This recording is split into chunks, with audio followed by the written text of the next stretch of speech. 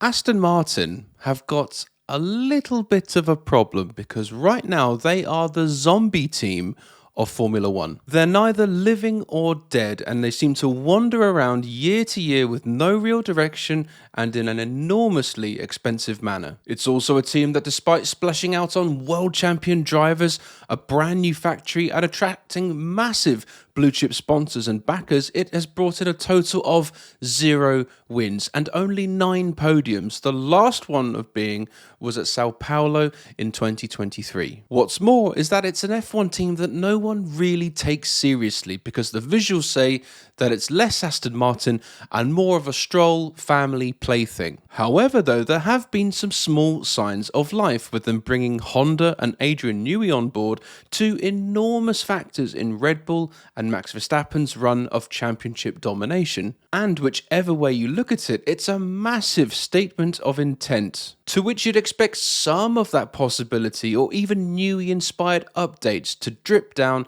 into the 2025 season. But unfortunately not, because every single year at Aston Martin we're treated to the same cycle of, oh, this weekend didn't go our way and oh, we'll do better next time. Over and over and over again. And from these recent activities going on at Aston, we can see that Andy Cowell, the CEO and team principal, is reportedly being repositioned in the team, or perhaps by the time you're watching this, has been repositioned. And now this represents some very interesting opportunities to revive this zombified Formula One team that is Aston Martin. So right now, I think we can all agree that the team is in a bit of a state. The driver lineup isn't the most inspiring one. I mean, after all, Fernando Alonso's last title win was in the year that Kimi Antonelli was born, and the other driver, well, do I need to say more? It's Lance Stroll. What's more, they've now fallen behind Williams, RB, and also Haas in the constructors' standings, leaving a massive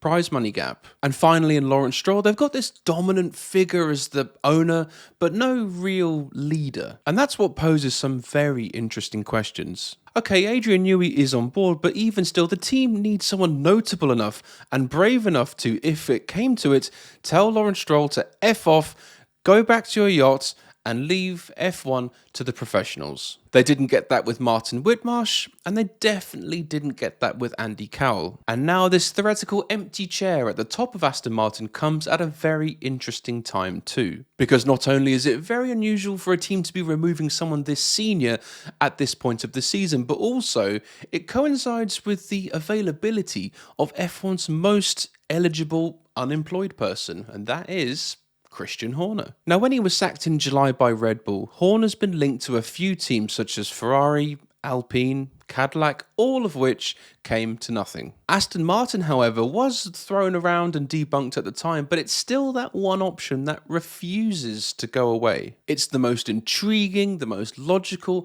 and also the maddest, and it still gets brought up and shot down for a variety of reasons. The main one being that Adrian Newey, who Aston Martin are relying on to be their saviour, would not like the idea of working again with Horner, following their topsy-turvy relationship at Red Bull. And right now, the general message coming out of Aston Martin seems to be whatever Newey wants, Newey gets. But just what if Adrian Newey needs Christian Horner more than we might think? Now, Adrian Newey is the greatest genius that F1 has ever known, and he has designed some of the most groundbreaking, successful, dominant, beautiful, technologically awesome F1 cars ever. And yes, of course, there are other designers, Colin Chapman, Gordon Murray, Ross Brawn, but even still, in terms of longevity as well, Adrian is top of the pile. However, though, I do think it's worth pointing out that during this time where he was building and designing these amazing,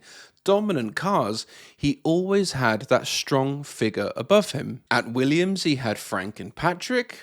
At McLaren, he had Ron, and at Red Bull, he had, of course, Christian. He is the last of the personalities in F1 who aren't drivers who can really make a difference. Wherever he goes, success normally follows. And whilst he can go away and be this great genius, there was always someone else to make sure that his creations didn't go outside the lines, and just to also make sure that he was properly channeled, like all great creators need. Of course, a memorable time that Newey had free reign on a project was in 2004 with the McLaren MP418, which was massively ambitious, wouldn't stop catching fire, and also never saw a race. And this just makes it more important that Aston Martin needs someone strong, someone who can sit in the CEO and team principal chair and shake the team out of its zombified state and lead them to success. And whether Newey likes it or not, Christian Horner is an extremely strong candidate. And also at this stage of the game, and also at this point in Newey's career, you would think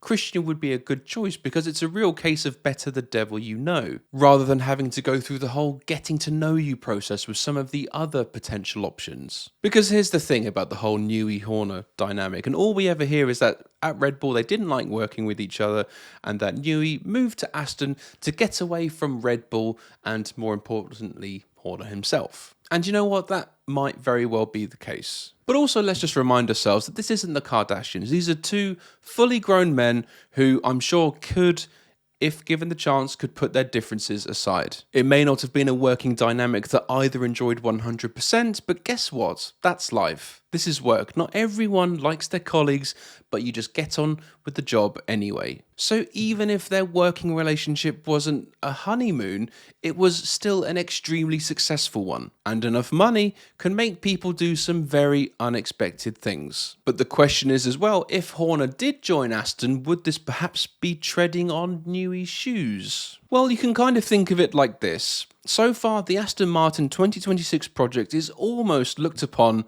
as Adrian Newey's solo album, if you like. So why not, rather than it be the Newey solo album, why not get the whole band back together? So Newey's already there, Honda's already there, and all it needs now is Christian Horner. And also another driver who seems even more of an impossible prospect to move, but that's a story for another day. So with Horner, not only do you have someone who's not going to crumble under Lawrence Stroll, you also have someone who can keep Adrian Newey's creative juices inside this dimension. And also in that, I think you'd have a solid leader who can pull the whole team together behind him. And plus, he would be arriving into a team that is open to and wants change. The exact opposite of what he would have found at Ferrari, and what I sense was the greatest roadblock of that move. Aside, of course, from having to move to Italy. So you think Ferrari, move to Italy, move to Aston Martin, which is 35 miles away from the Red Bull factory.